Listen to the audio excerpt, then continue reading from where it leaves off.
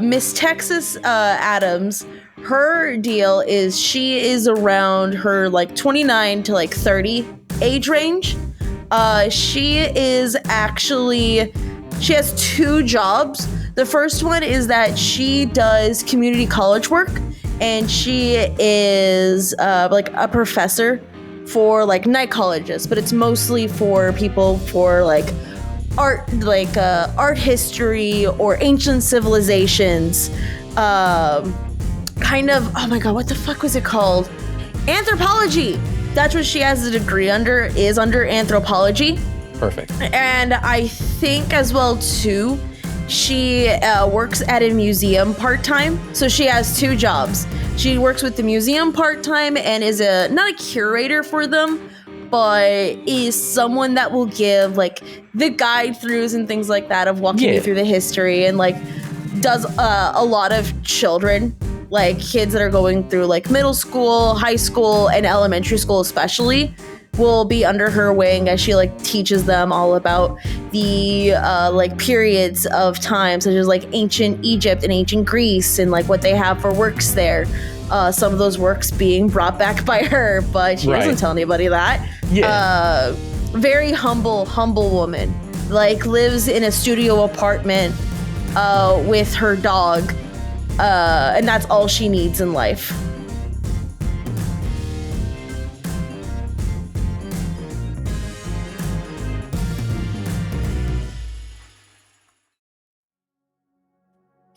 All right.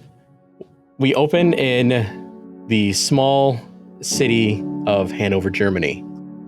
It is January 10th, 1942. Where is Tex at right now? I think currently at this moment in time, Miss Texas Adams is, I think, hot on the trail, looking around or trying to get her next scoop on where she needs to go next. She probably just took off her disguise that she had on, I would say. She's been snooping around a few bases here and there. And this disguise obviously being of a male soldier.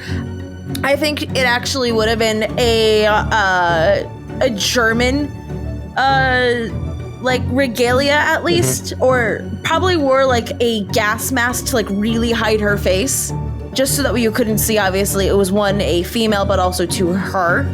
Right. And I think she's currently sneaking around, trying to find her next hint about the, at least what she had heard about from like the winds when she was back home. Okay. What does Tex look like? Let's give her a description. Yeah, so Tex is average built, I would say. For our generation. For the generation of the 1940s, I would say a little bit more stocky on the side. Looks like she's got some meat on her bones. Very, very frizzy black hair, fair skin. Her frizzy-ish hair is kind of like to her shoulders. She's got round like Coke bottle glasses with the like chain to like help keep them connected to her face, because she's maybe blind as a bat, but that doesn't mean that she can't explore. Let me see here. She has, I would say, her complexion's like pretty modest for like who she is. She has like a muted like green eyes, at least for her eye color. I don't know if she'd be wearing the normal regalia of the German soldiers. So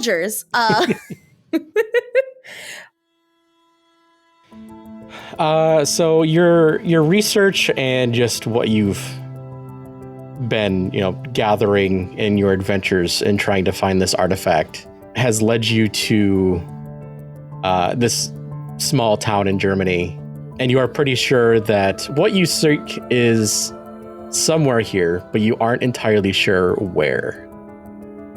how would you go about gathering information secretly?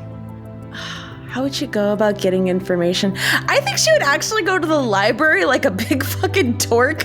Go there, and then I think she would bump in to like an older woman that's like there in the town. She would speak German back like to her, and they would have like a really like sweet conversation. Probably like the older German woman is talking about like her grandkids and stuff like that, and how incredible like of a brave face they're putting on for the greater glory and stuff like that. She's like, totally not at all a spy for the US. This is pretty good.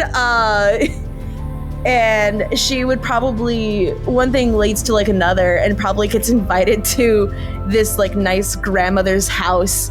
And they actually probably start talking about this thing in particular that Texas is looking for. And the grandmother may not have a lot of information, but it's just enough to give that inkling of a hint or that idea. Because talking to locals always kind of helps. Plus also girl code, baby. Yeah, while you're talking to this pleasant old lady, you sort of get a familiar chill down your back of there's about to be trouble in your immediate vicinity. And as you're saying something, the old lady sort of looks up and looks at a commotion behind you. I think I would tell her, because we've been having this conversation, I would probably say in German, just so that way I'm not showing more of my ass as an American. I would tell her to like stay inside, and I'll go investigate just to make sure she's okay. Mm-hmm. And I would thank her for whatever meal she provided to me, do a little bow, and I think she would probably even leave some money for her. Just because she doesn't know how hard, she knows how hard this has been for people here. And she's not actually in this war. She's not, a lot of people are suffering that, you know, shouldn't have to be dealing with all this shit. And it's too much. So she figures might as well pay it forward to somebody probably who needs it. Leaves the money there and goes outside because she doesn't want whatever's about to happen to drag this sweet lady in. Yeah, so outside you look around a little bit and you sort of realize that a group of people have sort of closed in around you sort of discreetly, and they sort of step out of the crowd a little bit. And a man that you would probably recognize from your previous anthropology adventures steps out of the general mass. This is... I didn't come up with a very good name. Who would be your German counterpart, do you think? What's a good name? All I have is I have Dr. Schlitz, but that's just a fucking beer, and I can't think of anything better. That's actually so good. You should keep that. My villain is Big Beer, actually. All right. We'll go with that. So this man that you've had several interactions with sort of steps out, and he goes, Texas Adams brings you to Hanover.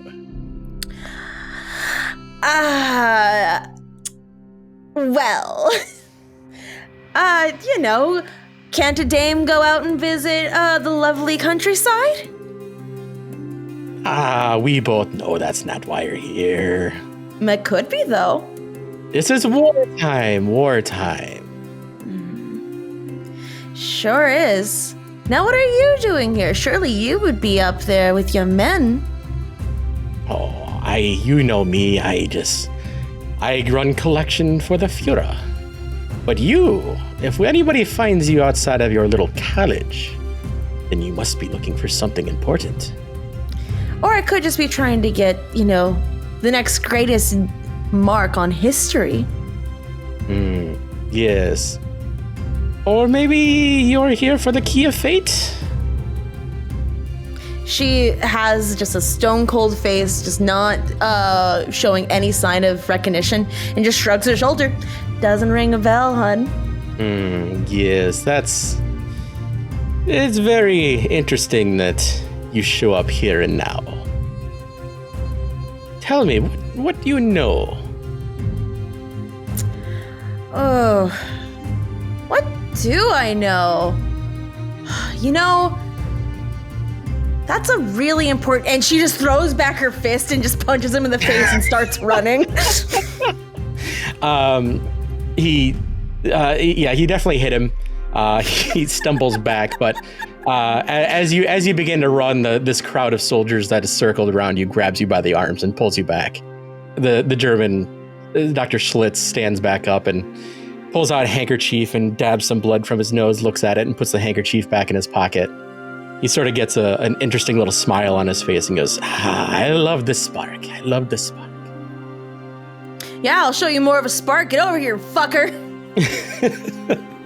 The soldiers are still holding your arms, and he takes a step closer and,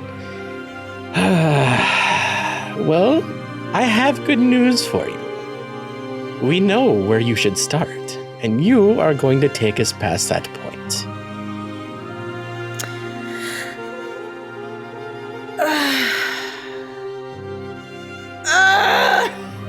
See, listen, I don't gotta do bumpkiss for y'all, actually, so why don't you let me go before I break both your fucking men's arms right over here? No, you're too smart for that. What do you even want me to do? We know, like I said, we know where to start, but you are especially gifted at getting past tricks and traps of the ancients.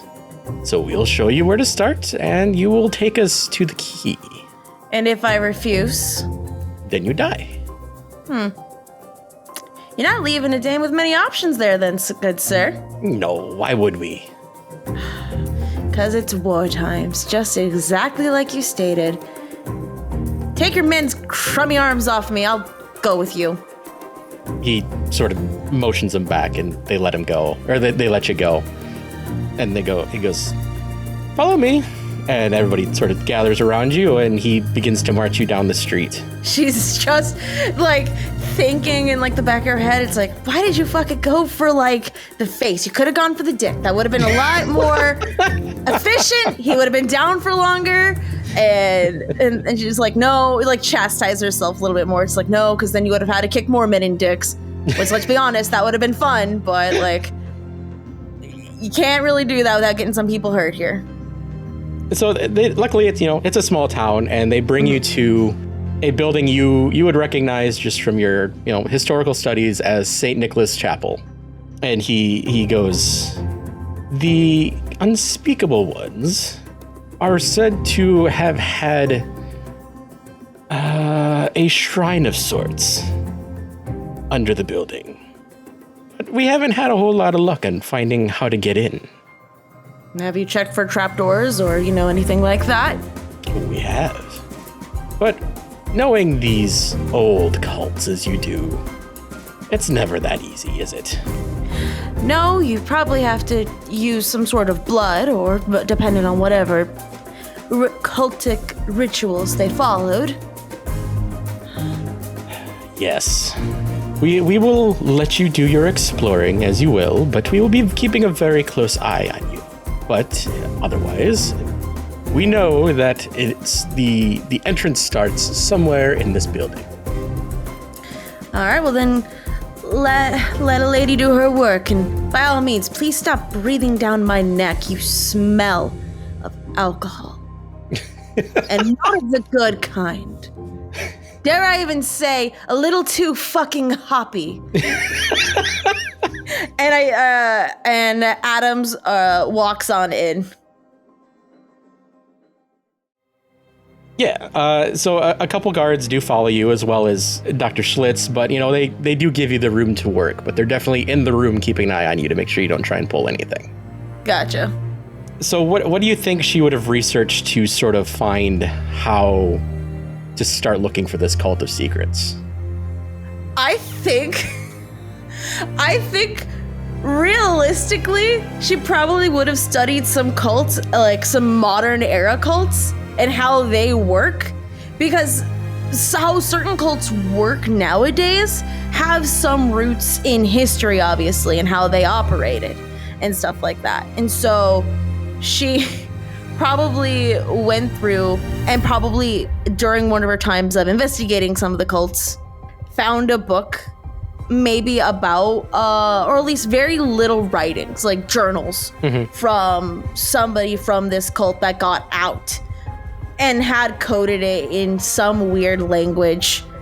And I think she probably takes that journal out. It's very old, I would say, very old. Maybe not the entire journal itself, but probably her own personal journal where she's tried her best to rewrite some of the words. And I legitimately think she starts off with the best thing she knows too, which would have been from a lot of mystery books, which is going through and checking the books there within the place to see if there is a hidden key.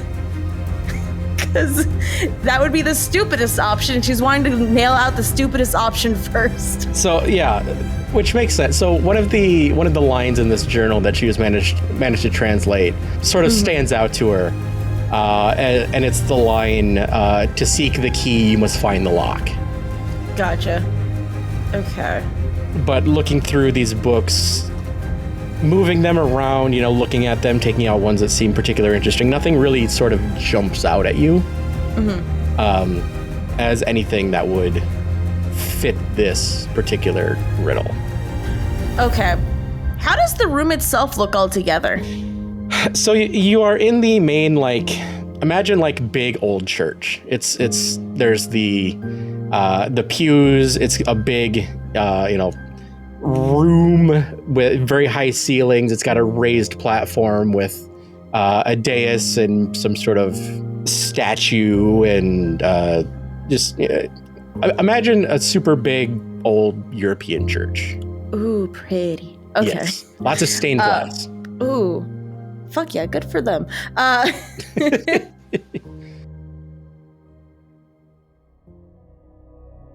think she's probably gonna go over to the dais itself, and I think she's actually looking around to notice if there's any weird insignias on the wall that may point to the same exact writing that would have been within the journal itself.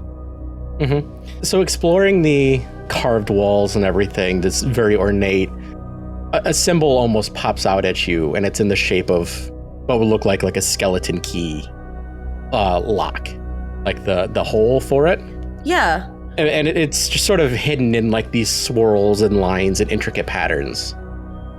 I think she presses on the actual key itself, I guess indent or that symbol of the skeleton key. I think she just presses on it to see if it actually moves or not. It does. It sinks in, and it reveals what looks like could be potentially a keyhole. Okay. Hey, have I ever picked up a fucking key along my adventures by any chance? You haven't, but you do remember another line from the journal that says, "Speak your secrets to enter." Okay. So I think she looks at this lock, then looks back to to this dipshit and his goons, and is like, "All right, fellas, I'm gonna need y'all to do me a real quick favor. Can y'all cover your ears?" They don't cover their ears, but they do step back and give you a little bit of space. Thank you. Still watching you very closely, though. Listen, if I'm about to spill my secrets, I don't want nobody from at least your little group knowing my things. And I think Ms. Texas Adams leans in and she looks really guilty at this point. She's like, those free desserts that some people put out at the break rooms and stuff like that, but it's really only meant for one person. I may have taken my couple of share of those. And by that I mean I think I stole all of them at one point. But that was because I was really fucking hungry. And I had a little bit of herbal remedies beforehand.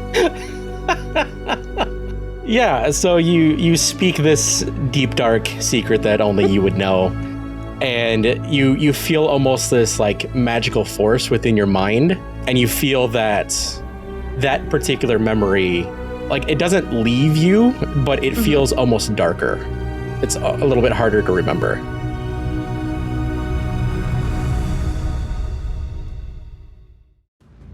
And with that, the wall like slides in and then to the side, revealing a big staircase leading downwards.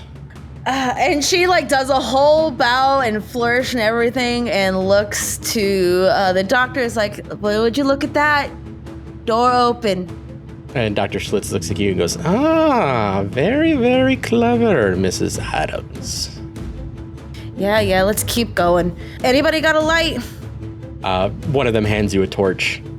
All right. Thank you kindly, sir. And just walks on in. Yep, they're following behind you. They're letting you lead the way to eat up any, particularly deadly traps or anything, but they're keeping you in their sights. So you descend this spiral staircase, and you go down, I don't know, it feels like 40, 50 feet. It's really deep.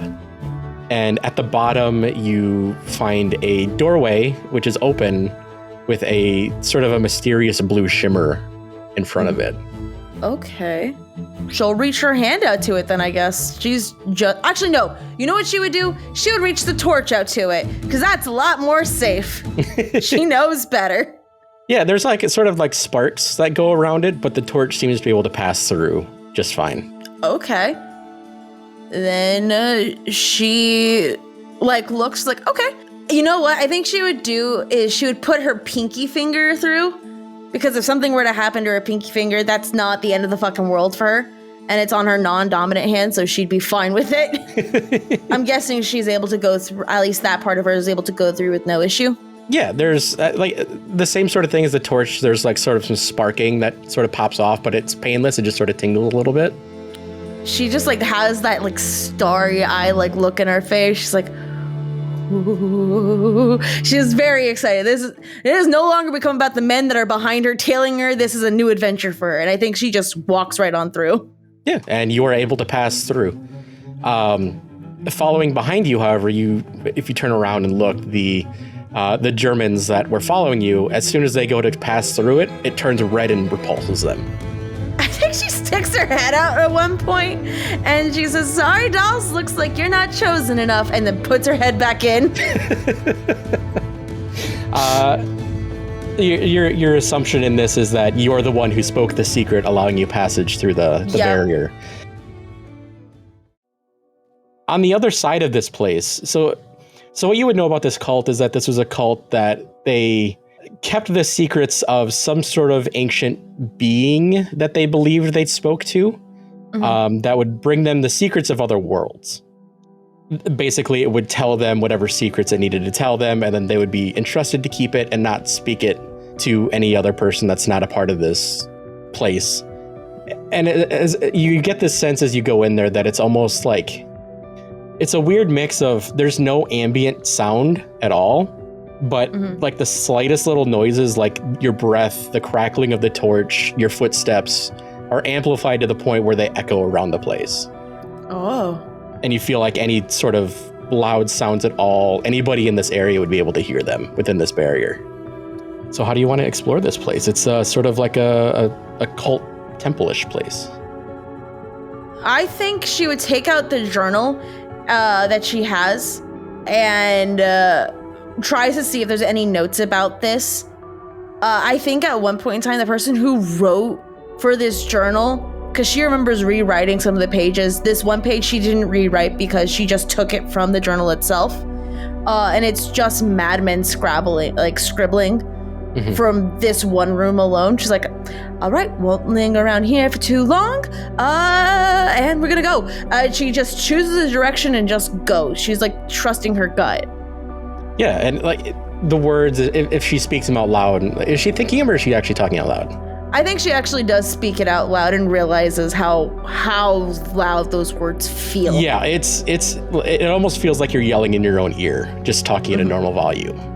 It's weird how magically amplified all of the sounds are here, except for Like there's no like echoing, there's no rumbling, there's just nothing except for an almost haunting silence. That's so weird. Fuck yeah. I think she just thinks to like herself, she's like, this is just went from really awesome to way, way, way more scary. This could be really bad if whatever the fuck wants this thing.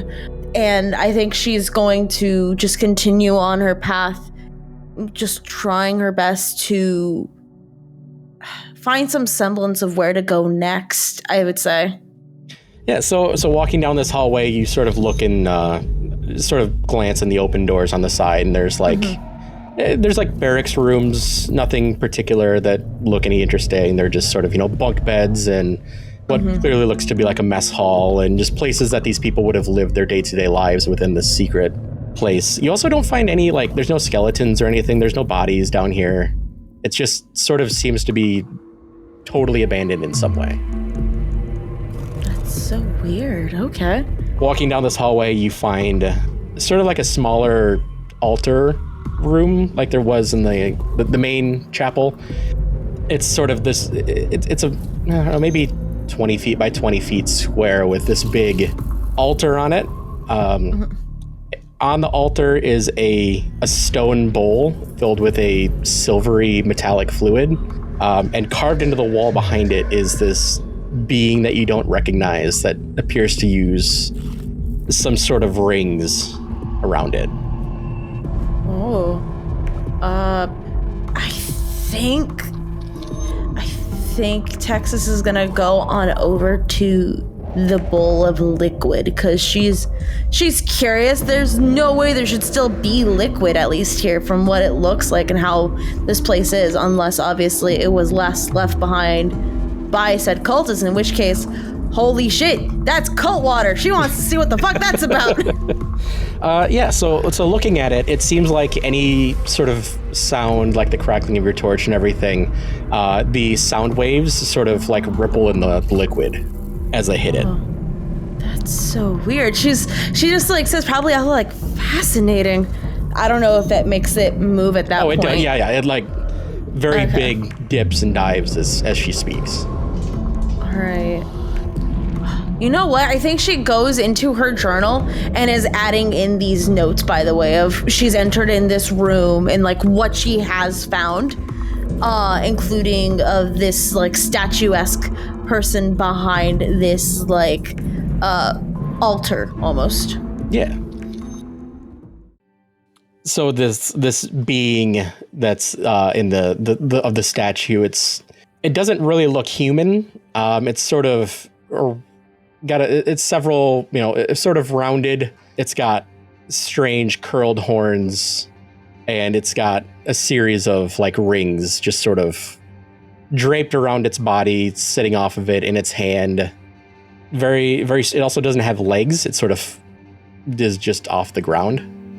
She just like, I think she like looks at this thing and just like, she looks so curious at it, and I think she like touches it a little bit just to see like if she can maybe like wipe off some of the dust and grime. It's like, now what form of Satanism is this? What the hell?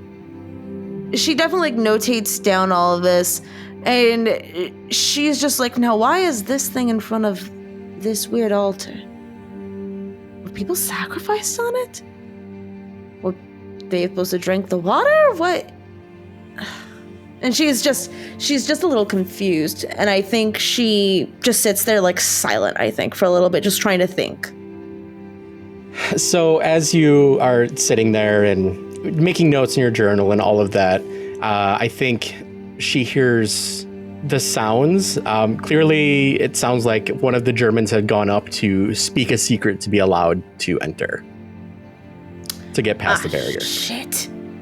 And they obviously don't know about the silence right away, so you can very clearly hear them stepping, walking, talking, breathing, everything, even though you're rooms away.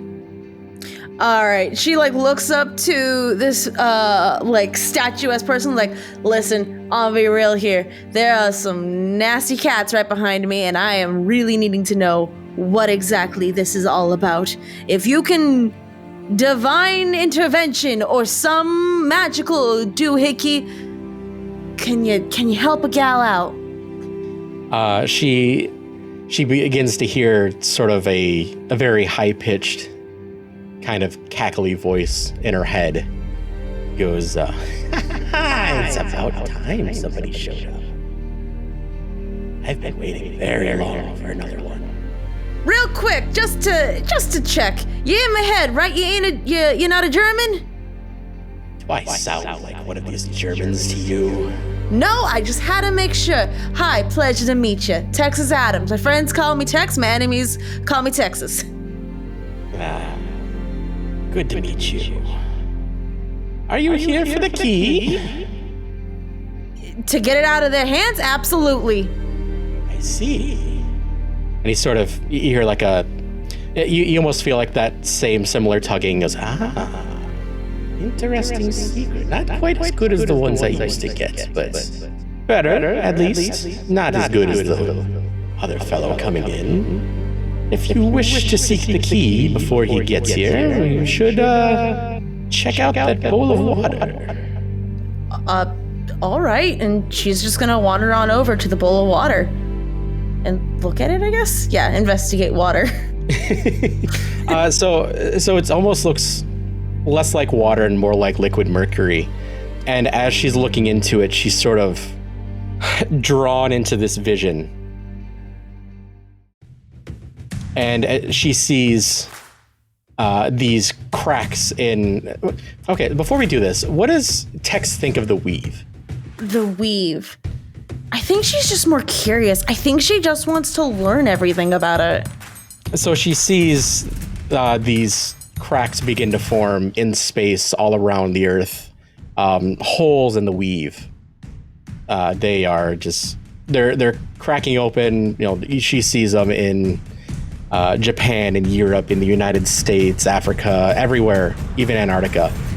And as they begin to rip open, these beasts and beings of unknown origin begin to flood through these holes in space. And there's death, destruction, insanity, post-apocalyptic shit happening all over the place. She sees the asters that are made by Europe and America come together, and they are trying to fight off these beings with their own magic and steel. And then she sees this being with 6 arms and a long ponytail standing. It's, probably 50 feet tall, and she sees a singular machine in front of it. It's almost looks like a medieval knight suit of armor with these glowing red eyes and a gigantic sword and shield. And it's facing it down. And as this vision ends, she hears this voice in her head say, "Rex needs the key." And as she comes out of the vision, she sees that the liquid in the bowl has drained out through a little hole in the bottom, and there's a key sticking out of a keyhole in the bottom. Oh, she's gonna look at that key. And I think she's just curious enough to see if maybe it can turn. Yeah, so it turns, and she actually feels the action of it unlocking. It had been locked. Oh, shit. Okay. She pulls out the key. Yeah, the key comes out. And as the key comes out, this entire room, the air of silence sort of drops, becoming like a normal volume. And she feels everything around her start to rumble. Oh, shit. Okay. All right, kids. This was a great adventure. Thank you very much, my kind sir, for giving me this. And thank you for the key. She's going to take the key and try to get the fuck out of Dodge. So running back through the small sort of clan area, cult house. That's a decent word for it. Cult house. She runs into the Germans that were also like, "What did you do? Did you get the key?" None of your fucking business. Get out of here, though. It's gonna get bad. The other 2 Germans, they flee, but Dr. Schlitz grabs you and goes, "Give me the key, or else you will do it. Get out." Are you fucking kidding me? Kicks him in the dick. Hands off the lady! And she just starts running. Yeah, he goes down, and as you're running up the stairs, you hear, "Curse you, Texas Adams!" Heck, suck my dick! And just leaves. So she runs back up the stairs, and she begins to hear, like, the entire area around her collapsing and falling in on itself. And as she runs out of the cathedral, she realizes it's not localized to the cathedral, and in fact, there is cracks and everything beginning to form in the ground around the entire city. And as the entire city begins to fall into this strange hole that has opened up under the ground that you've unlocked, it appears to be sort of falling through space, and through the cracks in the ground, you can see that it's actually like falling into a new world. Oh. And you hear the voice that you heard in your head go, nice try, but this is not where the key belongs. And it's you, as you're falling, you see another small circle open up just below you. And you see another blue sky through it. You fall sort of through it in the air, and you land back in your world. You can sort of feel that it's your world, and you land on a beach. Looking around the beach, you realize that clearly you are minutes after some sort of massive battle. There's dead bodies, twisted machines, scrap metal all over the place. It smells like sulfur and death, basically. And as you look up, you see this machine that you saw in your vision, this knight armor in a suit, and a man getting out of it. Hi. I think I might have fallen through a wormhole or some crazy shit. You know a person named Rex?